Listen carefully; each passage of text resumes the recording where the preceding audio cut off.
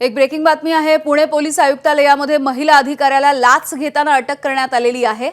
सहाय्यक पोलीस निरीक्षक वैशाली तोटेवार यांना 28 लाख रुपयांची लाच घेताना पकडण्यात आले। थेट पोलीस आयुक्तालयामध्ये ही लाच घेतली जात होती आणि त्यामुळे खळबळ माजलेली आहे।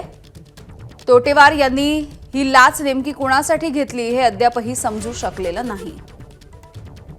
मंदार गोंजारी आमचे प्रतिनिधी आपल्याला माहिती देत आहेत याविषयी। मंदार, यामध्ये आणखी आश्चर्याची बाब ही आहे की या तोटेवार यांची काही दिवसांपूर्वीच लोहमार्ग पोलीस ठाण्यामध्ये बदली करण्यात आली होती।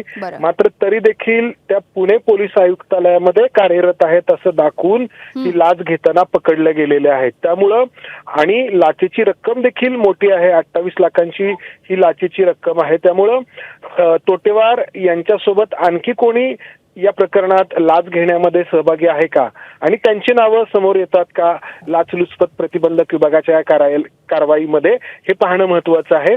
पुणे पोलीस आयुक्तालयामध्ये कार्यरत असलेल्या एका अधिकाऱ्यावरती कारवाई झाल्यामुळे खळबळ उडाली आहे। यामिनी, अर्थातच धन्यवाद मंदार सविस्तर माहितीसाठी।